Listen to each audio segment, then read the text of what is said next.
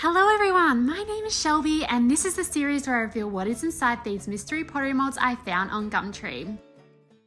Hello and welcome to Mold 61. I am pretty excited for this reveal because I didn't choose this mold. This one was chosen by Sophie Emma Art, who came and spent a week with me late last year doing their work experience, and they painted this one up themselves, so you get to see their results at the end of what they did. But I poured it up to reveal this gorgeous little owl mug. It is so delightful. I love how quirky it is. It even has left and right indicated on the little feet so that I'm able to put them on the right side. I don't think I would have had too many dramas because they're quite indented anyway, but it's really nice that they added that. This mold was made in Fresno. I know there's a few people from Fresno that are subscribing because I noticed that you commented on the last mold from Fresno, which is really cool to know that it's traveled all the way across the sea to here. It's by Duncan Ceramics and it was made in 1980. As you can see in the mold, there was a rather large crack, and this is caused from the mold breaking in half pretty much with the previous owner. So it looks like they've glued it back together pretty seamlessly, and you'll see when I attach the handle that before I attach the handle, I just went over with a silky smooth mud tool sponge and sort of like removed that detail, because with any crack or damage that a mold has, it does turn up on the piece. Here it is here, and you just have to do a light bit of sponging, but that doesn't mean that the damaged molds aren't workable or usable. You can still use them even if they do have a little bit of damage. At the start of the year, I put up a community post on my YouTube as well as on Instagram asking you guys for your suggestions on what you would like to see me do on some of the molds. I think sometimes with the pieces I can get a little bit overwhelmed as to so many ideas, so by picking out some of your suggestions I get to do something that you want to see happen, but I also get a really cool easy idea, well not easy, some of them aren't easy, but like an easy pathway to making a decision on what I'm going to do each week, and it means I get to try new things that are beyond what I have thought about. So this week I'm doing one of your suggestions. So this week I'm taking on the comment by username Moofoot, who asked for ombres, is particularly warm ombre, a cool ombre, and one that resembles a sunset. I cannot say ombre today, but I'm going to put it in here anyway because it's authentic that I can't say it. Is that even how you say it? Ombre. So I have tried it on a previous reveal, and I really liked how it came out, but I kind of like the idea that I have a bit more of a direction from this comment on giving a sunset a go and giving a cool tone a go and just playing around with some different colors to see how I can play with the gradients. The way I'm differentiating this piece compared to the earlier ombre is I'm trying it out with a sponge. So instead of using a brush, I'm trying a different texture to see how it shows the gradient, to see how the texture plays on the piece as well. So that's how I'm differentiating myself from an earlier piece and also trying something else. The issue with this mold was I was too rough. And it's really hard to see because I was doing a close-up shot and I was so focused on watching myself on the camera, I knocked its feet off. So what I decided to do was keep doing that color, so that's why I kept painting, and I popped the little feet in my recycle bucket to use again, and I carved the feet off. So I was really bummed. I was really bummed initially, but now it kind of looks like a little Angry Bird, that game. I just thought it was so funny. Like, it is smiling. You kind of see like a smile on the beak, but it's just kind of quirky and cute now. It was already quirky and cute, but it's just got it's feetless. For this piece, because it's covered in an ombre, it's very textured, it's lots of colors happening in the one piece, I wanted to make sure that the bird parts stand out still and they still complement without being completely contrasted to all the beautiful work I've done with the ombre and gradient work. I did this by picking a color that was sort of an intermediate or a mix of the colors that I used in the ombre, so it still stood by itself, but it wasn't jarring to the ombre effect, so that the true beauty of that ombre can speak for itself. And I also did a light coat, so you can still sort of, if it goes sort of patchy like one coat of underglaze usually does, you can still sort of see a bit of the ombre underneath, but it's still subtle enough that you can see the features of the bird clearly. I also did 2 other birds with a more detailed sort of illustrative look.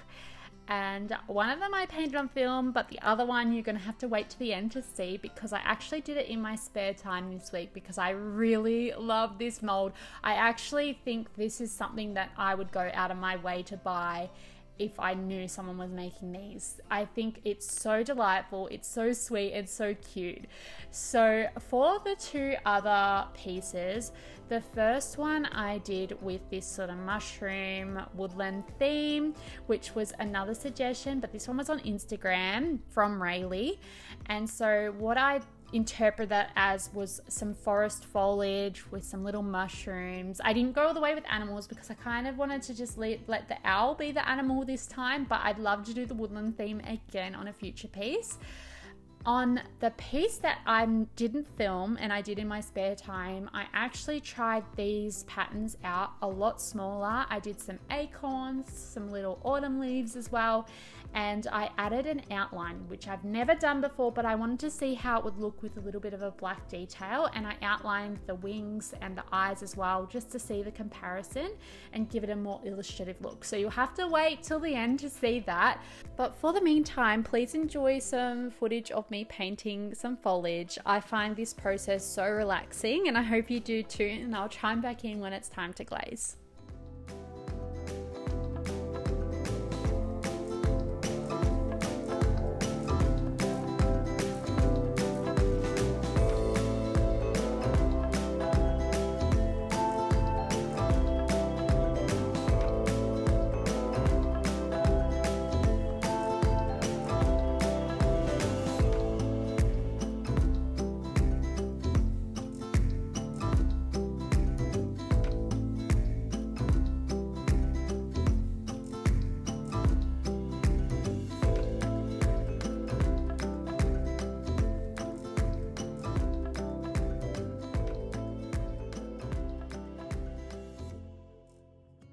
Okie dokie, it is time to glaze. So what I do is I pour the glaze inside, tip it out, sponge off any drips, and then I dip it into the glaze. Something I've never shown before, which is actually really hard to capture on camera, is the way the glaze dries.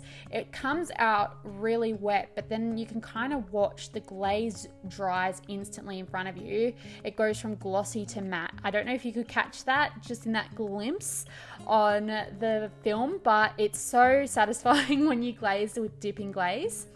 I pop them in the kiln, let them cook overnight in their kiln fiery goodness, and I open up the kiln the next day to reveal just the most gorgeous pieces. This mold was such a win, and I'm so glad Sophie picked it. So I'm going to show you Sophie's piece first after I get mine out, but here's a little quick glimpse. This one is Sophie's. Sophie had such a blast. She had a little issue with her owl in between the eyes, but she was able to rectify it by sponging it down and smoothing it over.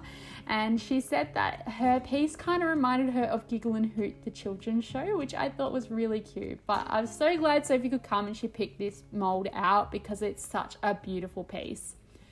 The first piece out of the kiln is this gorgeous blue ombre. I mixed up the navy with a electric blue and then a soft blue, and then I noticed instantly this was the one with the feet that came off.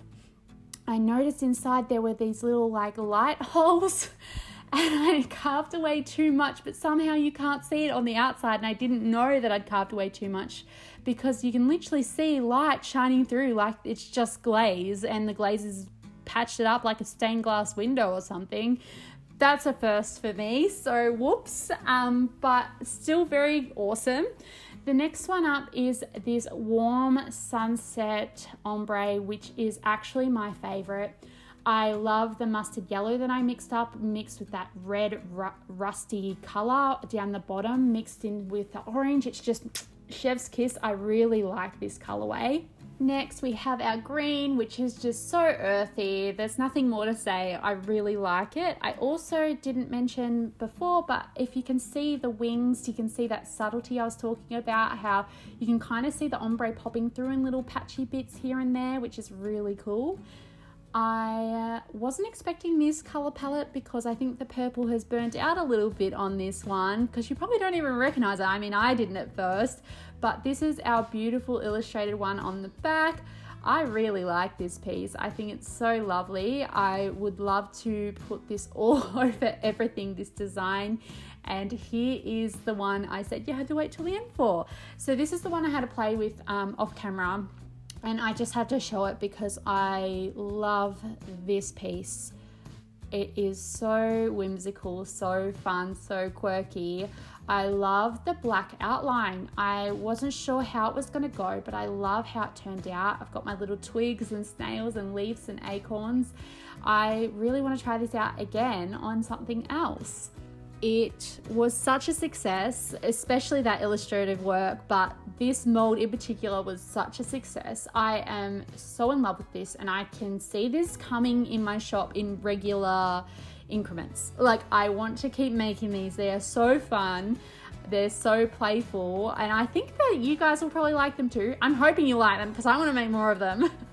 Anyway, let me know what you think in the comments, or if you have any ideas. Don't forget to check out that community post to give me your suggestions on what you would like to see me paint in a future mold reveal video. And here is your sneak peek for the next reveal.